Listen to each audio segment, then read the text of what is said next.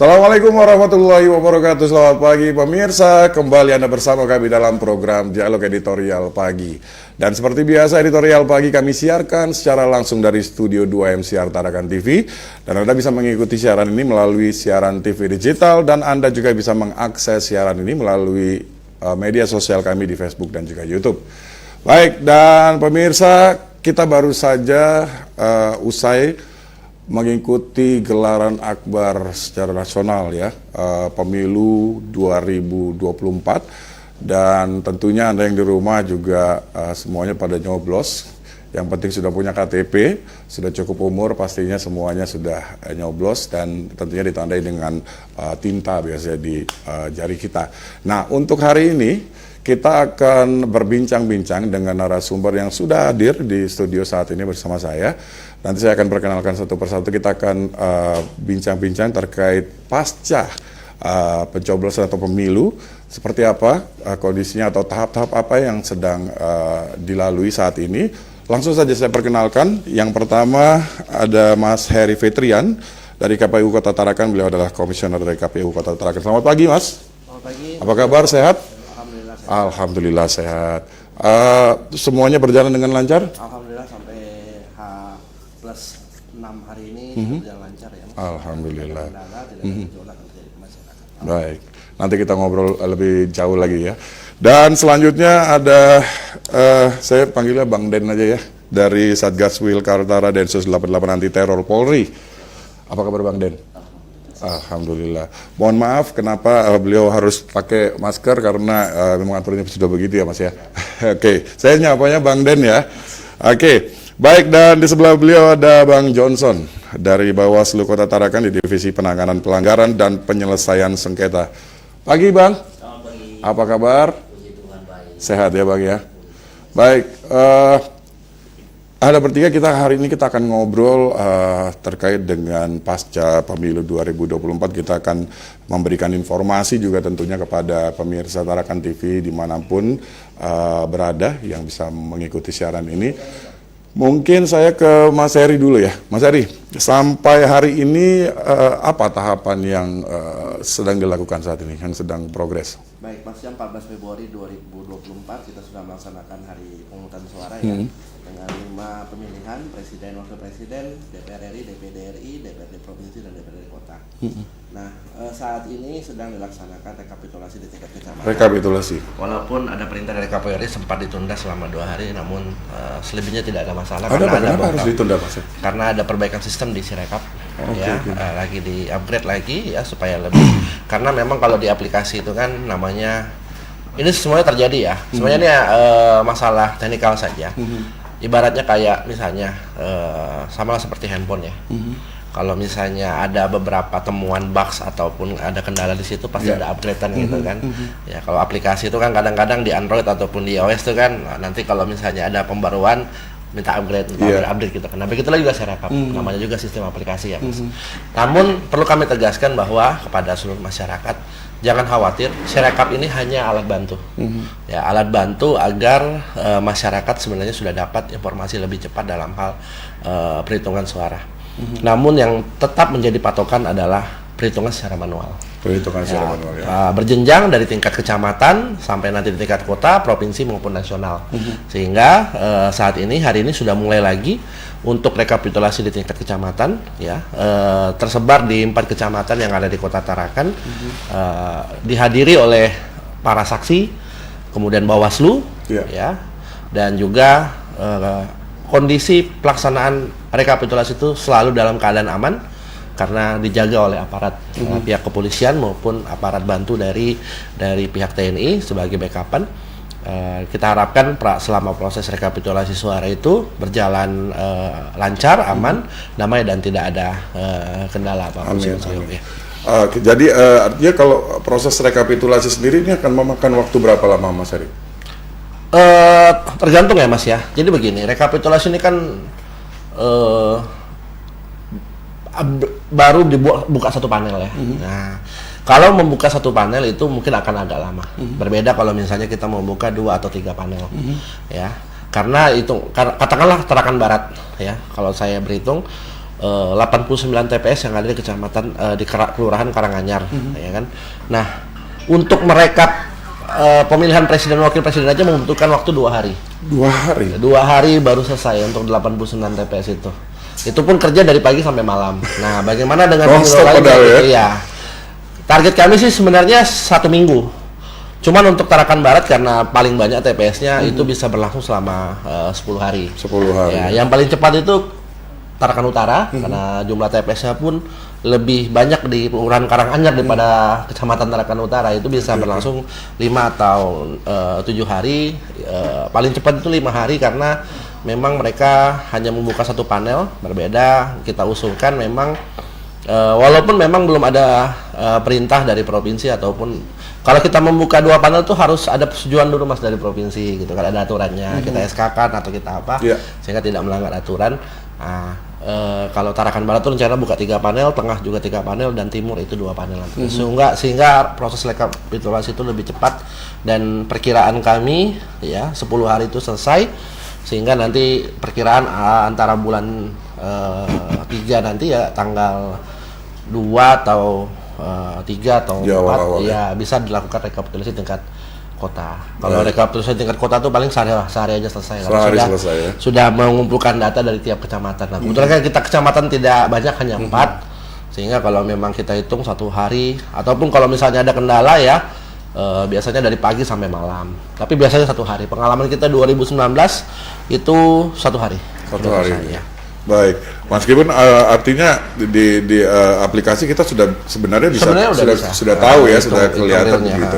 Artinya nanti setelah proses itu selesai, barulah nanti akan masuk di pleno begitu. Atau ada lagi tahapan lain? Kita akan bawa ke tingkat provinsi dulu, Mas. Jadi untuk rekapitulasi nanti untuk tingkat kota kita akan bawa ke rekapitulasi tingkat provinsi. Biasanya itu 1 minggu ataupun 5 hari setelah rekap tingkat kota. Nanti menunggu jadwal dari provinsi, menunggu undangannya, kita bawa data untuk Kota Tarakan untuk 5 pemilihan itu direkap di tingkat provinsi. Nah, setelah selesai rekap di tingkat provinsi, nanti provinsi membawa ke kota, terus kembali lagi ke kita, nanti kita ada penetapan, Mas. Penetapan dulu, tapi itu belum kita menetapkan anggota dewan. Kita hanya menetapkan hasil perolehan suara saja. Karena memang masih ada jeda waktu lagi bagi kontestan pemilu untuk di tingkat Kota Tarakan kalau mau menggugat di Mahkamah Konstitusi untuk perselisihan hasil perhitungan atau perolehan suara. Nah, silakan, kita karena sebagai negara hukum ya dan masyarakat termasuk peserta pemilu itu boleh untuk menggugat di Mahkamah Konstitusi, ya silakan.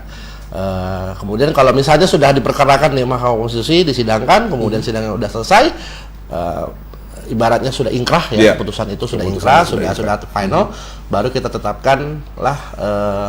Kalau untuk pemilihan DPRD di tingkat kota kan ada penetapan calon terpilih anggota DPRD Kota Tarakan yang jumlahnya 30. Nah, itulah setelah selesai di MK kita tetapkan lah, inilah nama-nama 30 calon anggota dewan yang terpilih dan kita akan serahkan kepada provinsi ya dan juga sekretariat dewan untuk mungkin dilantik atau pemerintah kota untuk segera dilakukan pelantikan. Baik. Jadi ternyata memang butuh proses yang cukup panjang ya. Dan ini yang begitu memang tahapannya. Mudah-mudahan semua teman-teman di KPU, petugas KPPS semuanya sehat-sehat gitu ya. Tidak ada yang sampai ambruk lagi. Ada yang sakit. Ada yang sakit ya. Kalau laporan kami itu ada 5 sampai 6 orang dirawat jalan dan rawat inap. Meskipun sebelumnya memang sebelum mendaftar kan sudah dicek kesehatan. Ya, sudah sering kesehatan. Tapi ya namanya juga kondisi kita nggak tahu ya, Mas ya. Bekerja dari 24 jam ya, dari subuh ketemu subuh gitu kan. Dan yang dilihat angka-angka aja gitu ya. Begitu. Pasti puyeng juga ya kan. Ya. Ada yang sakit masuk rawat inap, tapi sudah banyak yang sudah keluar. Alhamdulillah. Dirawat inap 3 malam, ada yang bervariasi sih, ada yang sempat dirujuk aja ke puskesmas 2 jam 3 jam kemudian disuruh istirahat pulang kembali begitu. Ada sempat juga dijemput sama ambulan di TPS, tapi ya aman-aman saja. Hanya pingsan, hanya kecapean saja mungkin. Kecapean. Baik, ini luar biasa ya teman-teman dari petugas KPPS, teman-teman dari KPU. Pokoknya hampir 24 jam bekerjanya. Jadi memang banyak terima kasih buat teman-teman dari KPU dan juga petugas KPPS tentunya ya. Karena mengawal semuanya. Baik, saya sebelum ke Bang Den, saya ke Bang Johnson dulu ya Bang. Siap, Mas. Bang Johnson, ini kan ada di penanganan pelanggaran dan penyelesaian sengketa. Otomatis saya akan tanya, ada case apa saja sih sepanjang pemilu 2024 ini di Kota Tarakan khususnya? Iya. Mungkin kalau di Bawaslu sendiri kami baru aja masuk di Agustus ya. Iya. Agustus. Jadi kami masuk itu sudah tahapan sudah masuk untuk masa pencermatan dan penetapan DCT ya. Oke. Nah, itu kemudian dari masa itu kemudian masuk tahapan kampanye. Saya kira untuk penanganan pelanggaran di internal Bawaslu sampai hari ini masa kampanye itu ada tiga laporan yang masuk ya. Kemudian informasi awal itu ada 3 juga. Nah, kemudian masuk masa pas masuk untuk pemungutan suara itu temuan 1, kemudian selesai pemungutan suara lagi saat ini ada laporan yang masuk lagi. Nah, artinya untuk semua kasus ini masa kampanye itu kasusnya dia laporan terkait dengan perusakan APK, dan itu karena tidak ada siapa yang lakukan, makanya kita lakukan patroli saat itu. Alat peraga kampanye. Nah, kemudian kita jadikan sebagai informasi awal dan kita lakukan patroli untuk mengawasi bagian daripada ini, untuk memantau karena kita tidak bisa stay juga, jadi kita hanya memantau jadwal patroli untuk itu. Kemudian pada saat masa kampanye ada laporan terkait dengan dugaan pelaksanaan kampanye di tempat ibadah. Kampanye di tempat ibadah. Itu kita sudah tindak lanjuti, kita sudah kasusnya ini sudah selesai karena pada saat kita periksa banyak pihak memang subjek hukumnya itu tidak masuk, dan kemudian Karena tidak ada bukti? buktinya yang ada itu dalam proses pencabutan APK karena itu sebaran APK di tempat ibadah. Oke. Nah, kemudian itu pada saat Artinya tidak ada kampanye di dalam rumah ibadah tersebut? tidak terjadi. Tidak terjadi Karena pada saat adanya itu ternyata panitia lagi mencabut bahan kampanye, sehingga pada kesimpulannya kita bahas di internal Gakumdu bahwa ternyata tidak sampai terbagi alat peraga kampanye itu. Jadi dia ada di sekitar situ, tetapi pada saat kelihatan itu langsung dicabut, sehingga tidak memenuhi unsur untuk ditindaklanjuti ke jenjang selanjutnya. Oke. Nah, kemudian untuk penanganan pelanggaran selanjutnya itu adalah terkait dengan pada saat pungut hitung. Nah, saya kira ini menjadi catatan juga, kita sudah rekomendasikan ya kepada KPU terkait dengan adanya katakanlah pelanggaran yang administrasi yang kita temukan, dan itu kita sudah rekomendasikan ke KPU untuk kemudian dilakukan berupa pemungutan suara ulang. Oke. Itu kita sudah rekomendasikan ke KPU, dan harapannya karena sifatnya rekomendasi kajian kita dengan bukti-bukti yang kita punya, maka itu disampaikan ke KPU. Nanti KPU yang akan menindaklanjuti apa yang menjadi rekomendasi daripada Bawaslu. Baik. Nah, kemudian yang berikut adalah terkait dengan di lain sisi ada juga bagian daripada penanganan pelanggaran pada saat pungut hitung itu dugaan penggunaan hak pilih lebih dari 1 kali, dan itu berproses. Jadi ada 2 ini Penggunaan hak pilih lebih dari 1 kali? lebih dari 1 kali, dan itu prosesnya lagi dibahas di Gakumdu juga. Jadi proses itu kita sudah mengundang pihak-pihak terkait untuk dilakukan klarifikasi. Baik, jadi berarti case-case-nya ada sebenarnya, meskipun tidak terlalu banyak, tapi ini cukup cukup penting ya, cukup urgent untuk bisa diselesaikan begitu. Nanti saya akan perdalam itu. Saya ke Bang Den dari Satgas Wil Kaltara Densus 88 Anti Teror Polri. Abang, tentunya sebelum masuk di 14 Februari 2024, momen di mana pencoblosan, itu kan pasti ada program-program dari Densus 88 untuk kegiatan tersebut begitu. Dan pasca selesai pun saya yakin juga pasti ada program-program. Apakah ini masih bisa mungkin disampaikan kepada masyarakat? Apa sih sebenarnya program-program setelah pemilu 2024 itu? Ya, Mas. Terima kasih, Mas. Untuk yang pertama, kita dari Densus 88 sendiri ada yang namanya banyak direktorat aja di tubuh Densus, Mas. Yeah. Nah, untuk paradigma di masyarakat itu yang dilihat dari Densus itu Suka nangkap-nangkap Kita orang. tuh, iya, nangkap dari itu. Itu ada yang namanya direktorat Iya. penindakan aja. Iya. Cuma di kita sendiri ada yang namanya direktorat intelijen, direktorat identifikasi dan sosialisasi. Masih banyak lagi, Mas. Nah, itu kita di Kaltara ini untuk tim kita itu di fungsi identifikasi dan sosial, Mas. Ini artinya tidak hanya di Tarakan ya, di seluruh kabupaten Di kota seluruh di Kaltara ya. Siap, Mas. Ya. Oke. Terus untuk langkah-langkah kita sebelum kegiatan Pilpres caleg ini, kita sudah banyak merangkul dari ini, Mas, beberapa stakeholder yang notabene di wilayah Kaltara. Apakah termasuk Bawaslu juga? Kalau kemarin kemungkinan belum, Mas. Ini dari Kominfo, dari Kesbangpol, Oke, siap, baik, Mas. baik, Kita baik. juga udah datang ke Polres-Polres, bahkan sampai dari perangkat mungkin perangkat kecil, Mas, ya. Di situ ada dari ketua RT, ketua RW, kita semua udah rangkul, Mas. Oke. Dan nanti ke depan rencana kita juga akan melakukan penyuluhan dan sosialisasi kepada SMA-SMA, kampus-kampus di wilayah Kaltara. Kemudian juga akan masuk ke ini, Mas, ke Bapas dan Lapas. Dalam artian kita memberikan suatu penyuluhan sosialisasi yang mana tujuannya untuk ke depan mereka kembali ke masyarakat. Arahnya biar paham intoleransime dan radikalisme ini tidak kembali menyakit ke mereka, Mas. Oke, artinya Anda mau bilang bahwa Densus dalam hal ini melibatkan generasi-generasi muda untuk bisa berpartisipasi, tidak hanya berpartisipasi, tapi mungkin juga bisa mengawasi dan memantau juga begitu jalannya demokrasi begitu. Siap, Mas. Baik, baik. Kalau tadi saya tanyakan ke Bang Johnson, kasus apa yang sudah masuk di Bawaslu begitu, saya boleh nggak nanya, kira-kira kasus apa yang ditemukan Densus 88 selama proses pemilu 2024 di Kaltara ini? Oke, Mas.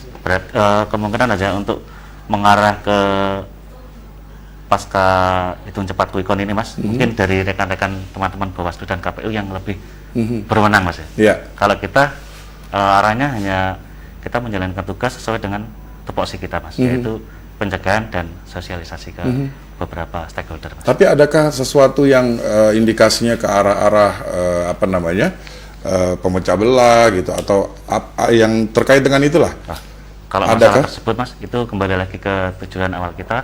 Sebelum ada kegiatan, kita sudah melakukan penggalangan, penyuluhan ke beberapa stakeholder, Mas. Jadi sebelum ada kejadian, kalau bisa dari kita sudah kita minimalisir dulu, Mas, kita cegah dulu.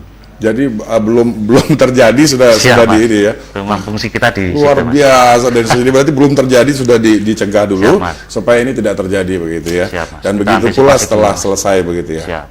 Baik. Baik, saya kembali ke Mas Heri. Mas Heri, tadi sudah disampaikan Bang Johnson terkait dengan hitung ulang. Nah, ini memang sudah betul-betul apa namanya viral ya di tengah-tengah masyarakat bahwa ada tiga TPS kalau tidak salah yang akhirnya harus melakukan pemungutan suara ulang begitu. Bagaimana sih sebenarnya kronologinya seperti apa? Baik, memang kita ada rekomendasi dari Bawaslu ya untuk PSU ya pemungutan suara ulang. Namun berdasarkan hasil kajian dari KPU dan terbitnya surat dari Bawaslu juga ya dari Bawaslu RI tentang kajian-kajian juga terhadap PSU tersebut. Kalau disandingkan dengan surat rekomendasi, walaupun memang surat rekomendasi itu terbit duluan daripada surat dari Bawaslu. Ini yang rekomendasi apa maksudnya, Mas? Rekomendasi PSU. PSU, oke. Karena kan kita kan kalau melaksanakan PSU itu kan berdasarkan kajian dari Bawaslu dan juga berdasarkan aturan di PKPU 25 tahun 2023 tentang petung suara dan Juknis di 66. Nah, ternyata setelah rekomendasi keluar itu ada surat dari Bawaslu RI tentang persamaan persepsi nih terkait PSU ini, apa-apa saja yang dapat dilakukan PSU maupun yang tidak. Nah, untuk dari 3 TPS ternyata berdasarkan hasil kajian kami itu hanya satu yang bisa dilaksanakan memenuhi unsur lah ya, begitu. Untuk 2-nya itu kategorinya tidak bisa dilaksanakan karena statusnya begini, dia sebagai pemilih DPTB, dia memilih di TPS, kemudian dia diberikan 5 surat suara Oke. dari satu. Baik, Nah, itu pelan-pelan dulu Mas Heri. nah, Jadi supaya teman-teman atau pemirsa mengerti, DPTB ini adalah pindah memilih. Ya, oke. Orang dari luar Tarakan yang diberikan surat pindah memilih, kemudian diberikan surat-surat, ternyata ada terjadi kesalahan oleh KPPS kami, ya, diberikan 4 surat suara. Ya. Nah, namun dia tidak menyoblos 2 kali. Ya kan, nah Tapi kalau dia dapat secara 5, umum ya? begini aja, secara umum begini, kalau memang ada pemilih yang mencoblos lebih dari 1, ya, ini kan kalau 5 itu kan beda pemilihan, Iya, Mas. betul. Nah, kalau dia dalam satu pemilihan itu lebih dari 1 kali, nah itu baru temuan yang Iya. sangat, dan itu bisa pelanggaran sebenarnya. Dan itu wajib memang di PSU, berdasarkan surat dari Bawaslu. Tapi kalau memang dia sifatnya dia hanya diberikan surat dia hanya itu kesalahan dari KPPS kami. Sehingga yang layak sebenarnya itu 1 TPS itu. Iya. Di TPS 57 Kelurahan Karanganyar.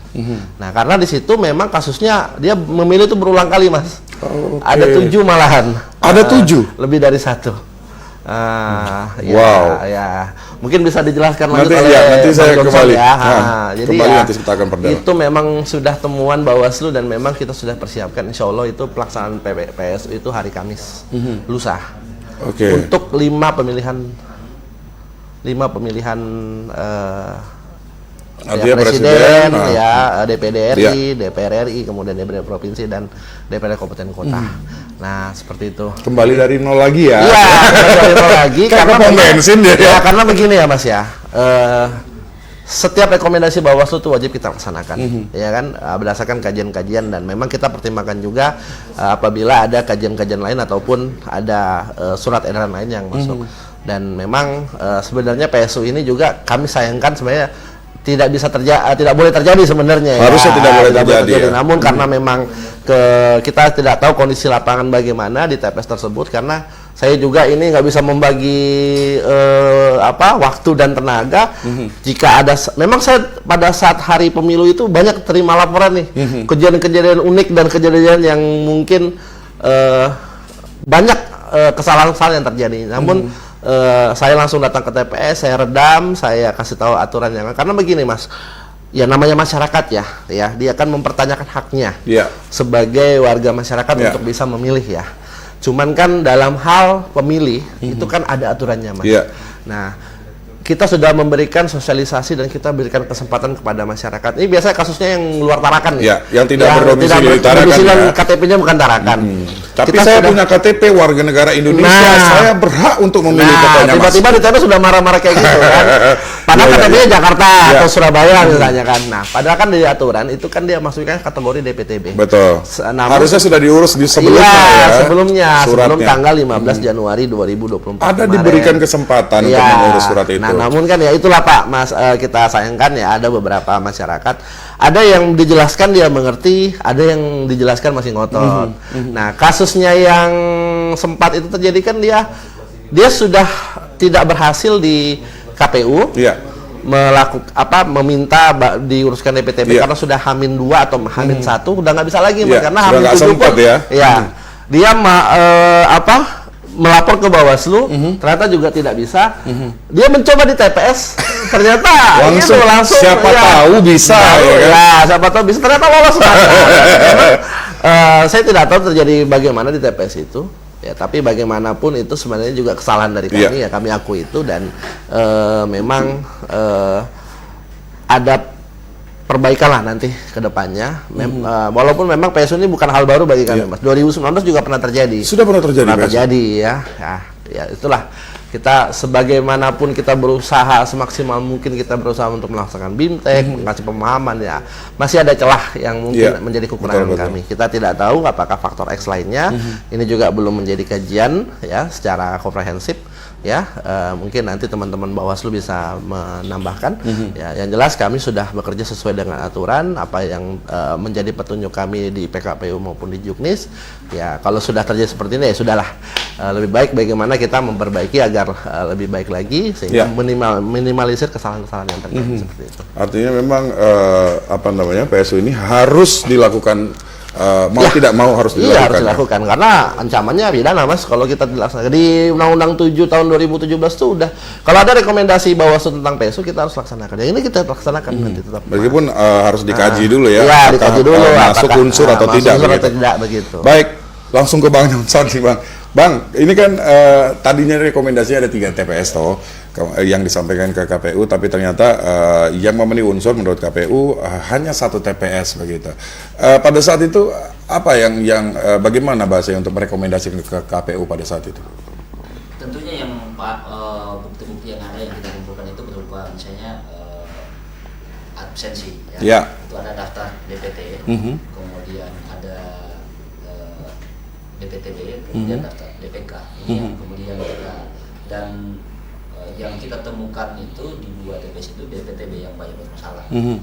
Ini kayaknya tidak hanya terjadi di Tarakan, kayaknya di seluruh Indonesia ya. Hampir di seluruh Indonesia DPTB ini yang menjadi masalah begitu. Karena ada yang ngotot pengen nyoblos, pokoknya saya punya KTP, saya mau nyoblos presiden gitu. Mau suka tidak suka, pokoknya saya punya KTP, itu yang terjadi. Yang kita dapatkan itu ya memang kita bicaranya tidak melampaui daripada kewenangan kita, sehingga kita mendapatkannya itu di 2 TPS itu, kemudian kita rekomendasikan karena DPTB ini kan harusnya itu masing-masing. Ya. Masing-masing ada berapa untuk menentukan berapa kertas suara yang harus diberikan. Nah itu kemudian kami menemukan bahwa di 2 TPS itu dia harusnya mendapat 1 kertas suara misalnya. Hanya 1 kertas suara? Hanya 1 kertas suara. Kemudian KPPS memberikan menjadi 5 kertas 5 kertas suara. Artinya ada 4 kertas suara yang kemudian itu tidak layak untuk didapatkan orang itu. Nah sehingga rekomendasi kami menyatakan bahwa 4 kertas suara ini harusnya tidak masuk di kotak. Nah kalau dia masuk, apa yang harus dilakukan? Maka itu yang menjadi dasar kami untuk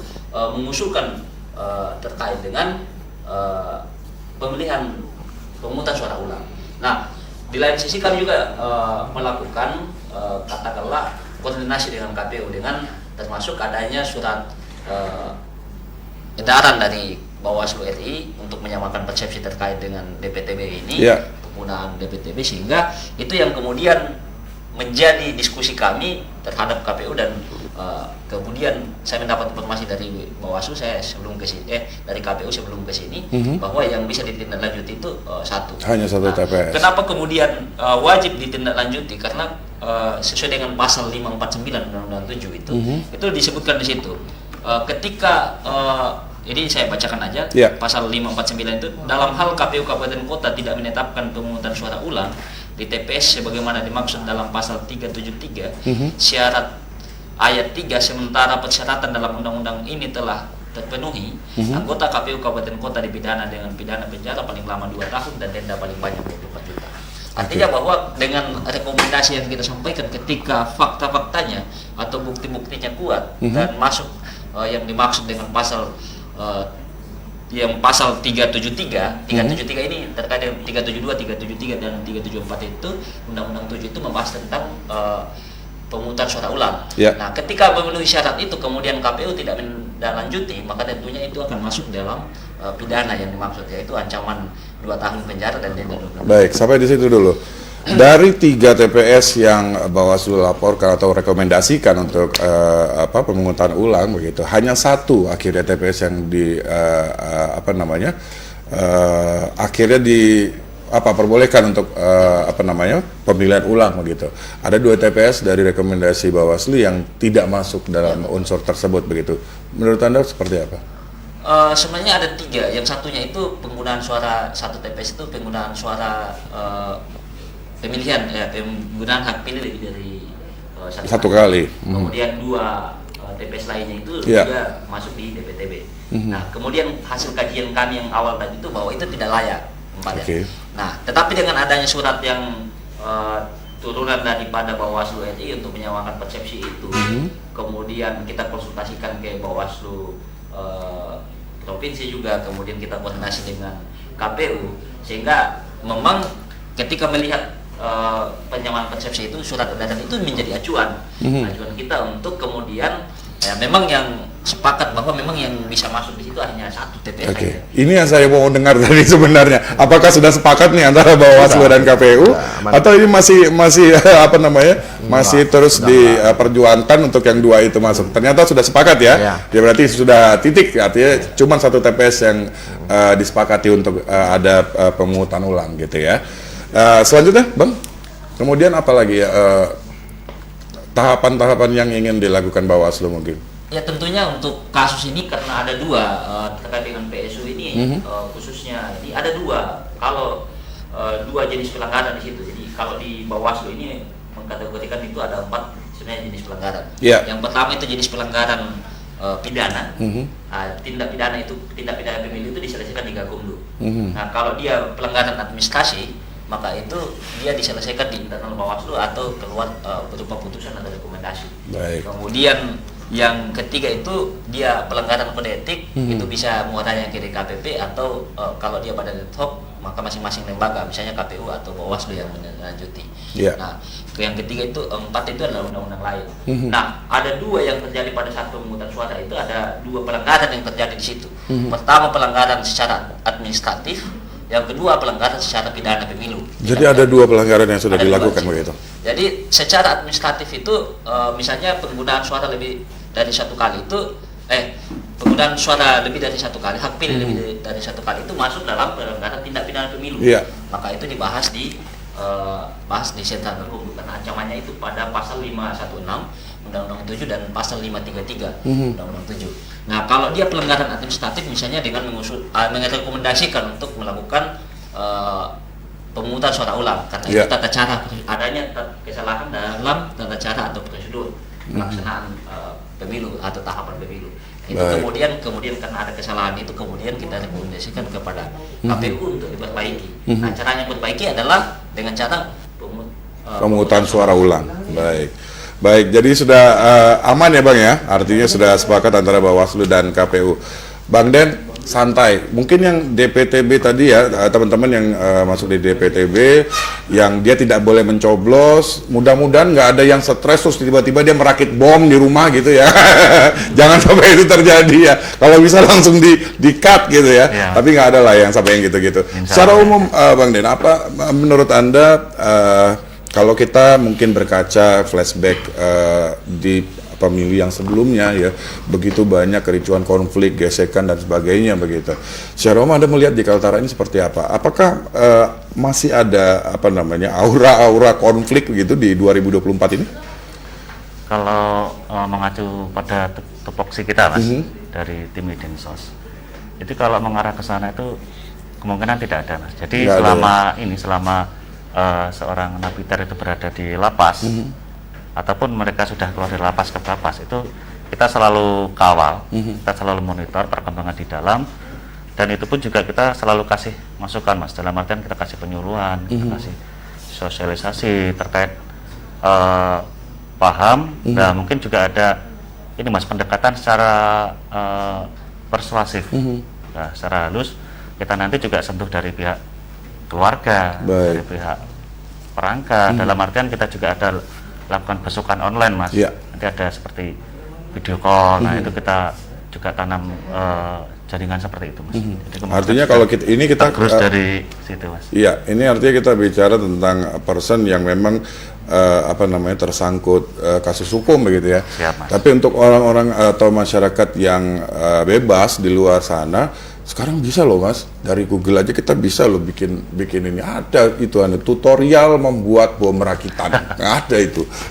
Siap, Gimana Mas? itu? Jadi terkait itu Mas, dari tim kita sendiri juga ada yang namanya tim cyber Mas ya. Nah, tujuan dari tim cyber ini ya kemungkinan memang ada yang namanya mengecek, memantau, iya, gitu, di kita ada yang mengawasi. namanya seperti terbuka dan tertutup Mas ya. Kalau mungkin tertutup mungkin termasuk media sosial juga diawasi. Siap Mas, kalau tertutup mungkin saya pribadi belum bisa menjelaskan secara detail Mas. Baik. Tapi yang terbuka itu ya seperti kita di sini Mas. Jadi bahaya juga nih nanti kalau kita chat-chat yang aneh-aneh bisa ditahu ya. Itu bisa di kontra-narasi sama tim cyber. Ya, jadi tim cyber dari Densus khusus ya memang. Siap, ya. Mas. Iya, Mas. Baik, kembali ke Mas Heri. Mas Heri, kan itu tadi dijelaskan Bang Johnson ada oknum gitu yang memilih berkali-kali gitu. Padahal kan kita sebenarnya yang menjadi penanda itu kan ini ya tinta ya. Tinta ini yang menandakan bahwa kita sudah melakukan pencoblosan begitu. Artinya ini kecolongan, dia tidak mencelupkan jarinya. Kasusnya yang terjadi itu seperti apa? Ya.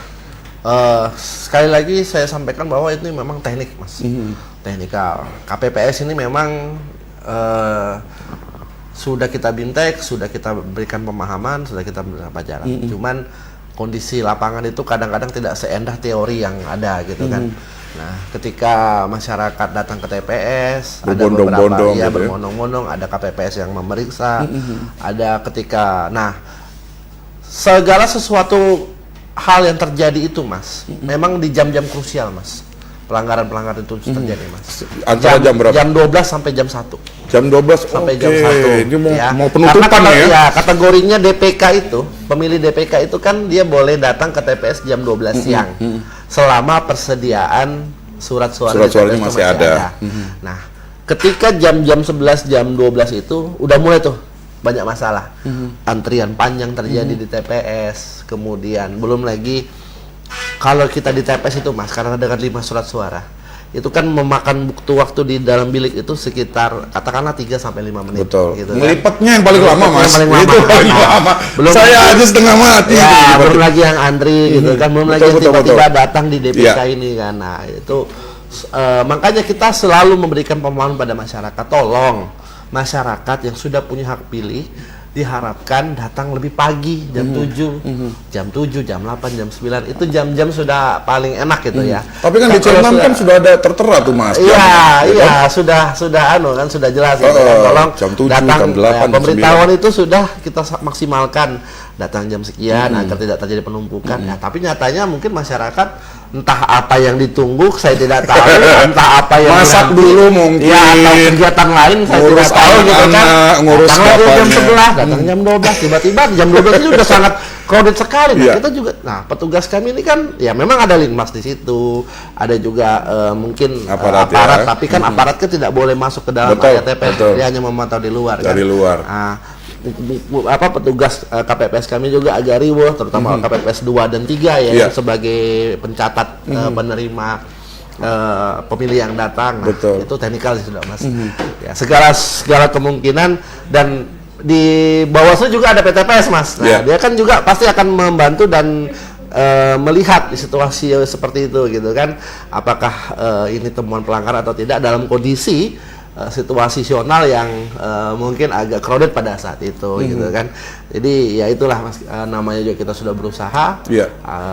Ya itu takdir yang akhirnya apa Takdir memang kejam, Mas. seperti itu gitu ya. Iya. Ya, jadi mungkin gini Mas Heri, saya berandai-andai gitu ya, mungkin mudah-mudahan nanti bisa dilihat sampai pusat sana ya, tayangan bincang-bincang kita. Artinya gini, termasuk tempat juga Mas, kan kadang-kadang kan ada juga yang TPS ini memanfaatkan ruang lapang di depan rumah warga gitu ya, artinya tidak ada standarisasi.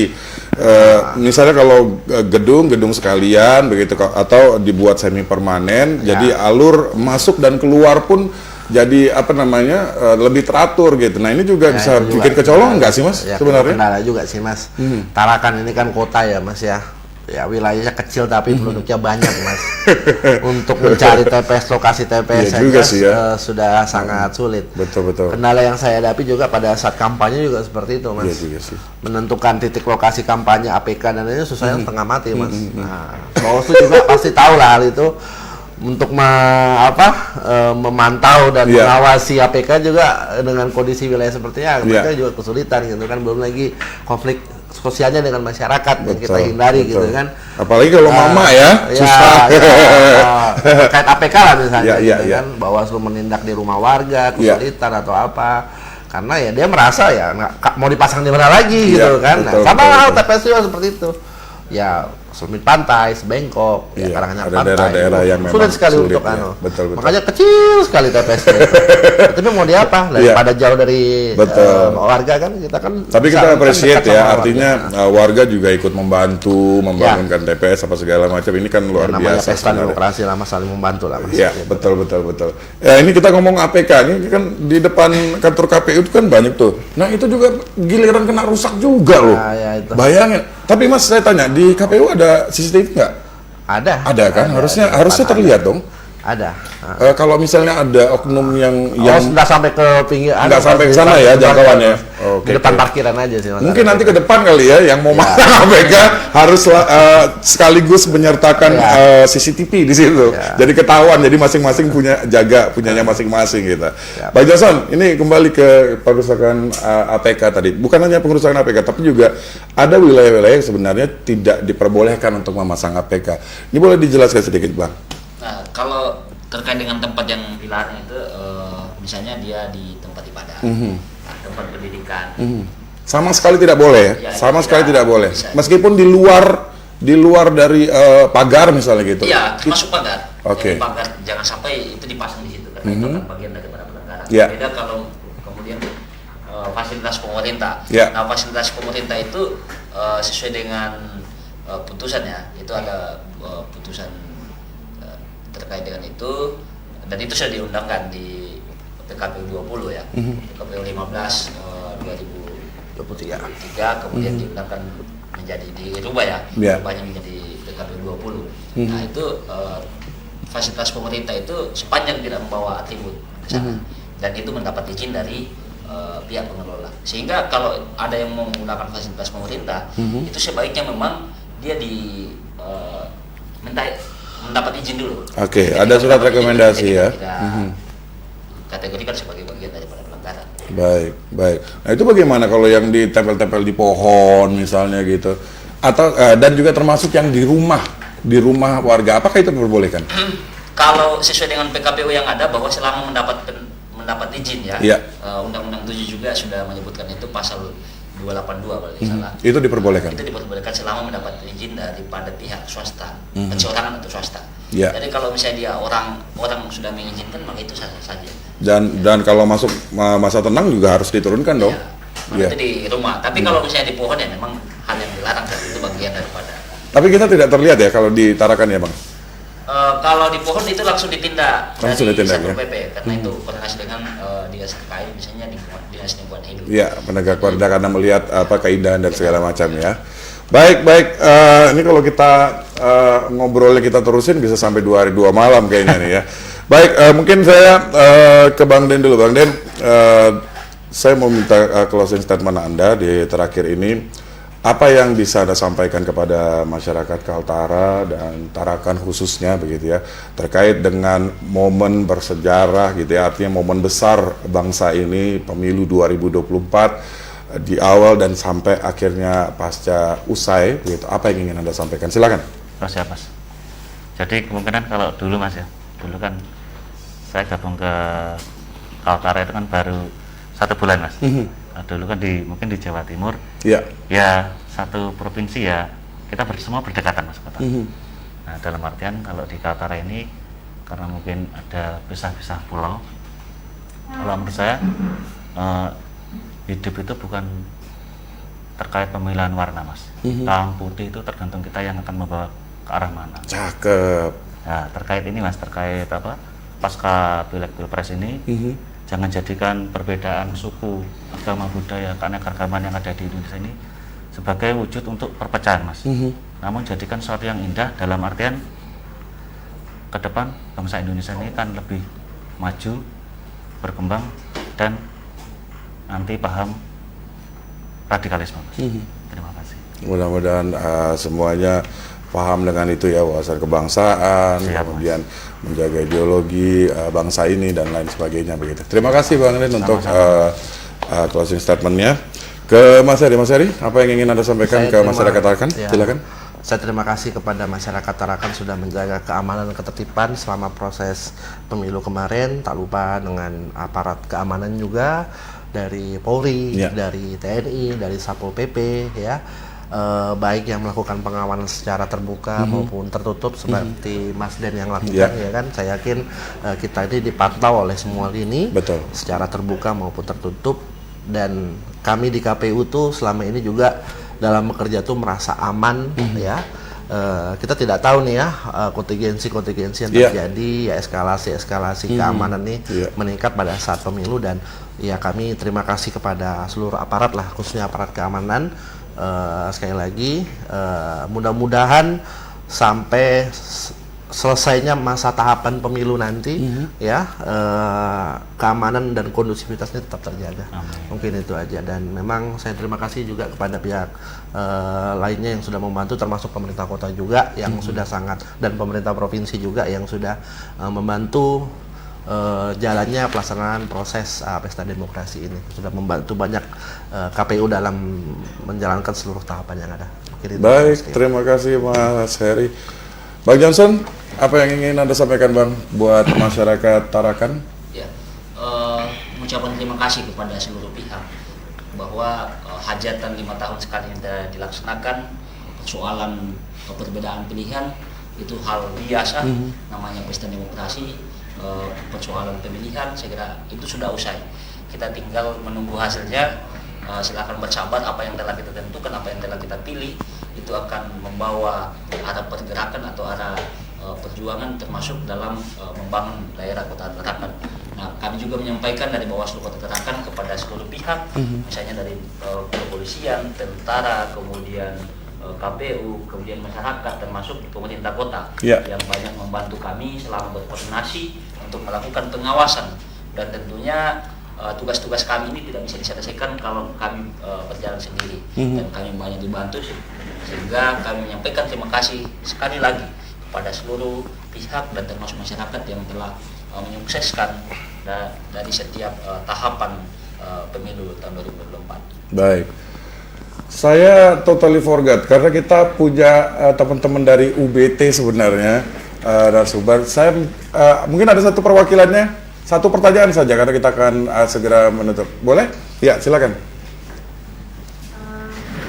Namanya dulu, Dek.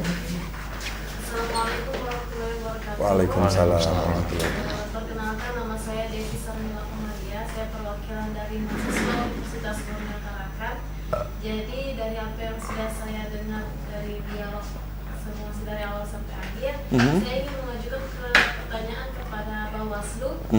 Jadi pertanyaannya tentang bagaimana Bawaslu melibatkan mahasiswa dalam pengawasan partisipatif pemilu dan apa saja kegiatannya. Oh, oke. Bang, minta waktunya ya Bang, 2-3 menit. Boleh dijawab, silakan Abang. Pada prinsipnya bahwa Bawaslu ini kemana-mana kita mensosialisasikan bahwa sumber daya di Bawaslu itu jumlahnya terbatas, sehingga kalau Bawaslu bekerja sendiri tidak akan bisa selesai untuk melakukan pengawasan. Nah, bagaimana kemudian untuk memaksimalkan pengawasan ini, maka kita ada namanya keputusan KPU nomor 2 tahun 2023 itu terkait dengan pengawasan partisipatif. Nah, pengawasan partisipatif ini kita melibatkan banyak segmen. Ada kelompok mahasiswa sebagai pemilih pemula, kemudian ada disabilitas, kemudian ada tokoh agama, tokoh masyarakat yang kemudian kita ajak, dan itu kita buatkan forum tersendiri. Jadi kita ajak sosialisasi, kita biasanya datang ke daerah atau kita kumpulkan di suatu tempat, kemudian kita melaksanakan sosialisasi. Nah, setelah sosialisasi kita libatkan bahwa yang bisa melaporkan ketika ada dugaan pelanggaran itu yang pertama itu warga negara Indonesia, yang kedua itu pemantau pemilu, kemudian yang ketiga itu peserta pemilu. Nah, warga negara Indonesia itu bisa dari misalnya mahasiswa yang tadi, mahasiswa bisa sebagai warga negara Indonesia, tentunya yang punya hak pilih yang punya hak pilih berarti usia 17 tahun di atas. Kemudian yang kedua dia sebagai lembaga pemantau pemilu, sehingga teman-teman untuk mahasiswa saya kira sudah banyak, apalagi yang kelompok Cipayung, ada 5 lembaga organisasi besar yang sebelumnya dikomandangkan dan itu sudah masuk ke kelompok Cipayung. Organisasi mahasiswa ya. Ada HMI, ada GMKI, ada BMKRI, ada GMNI. Itu terakreditasi secara nasional, sehingga itu kemudian kita libatkan dalam setiap pengawasan tahapan pemilu.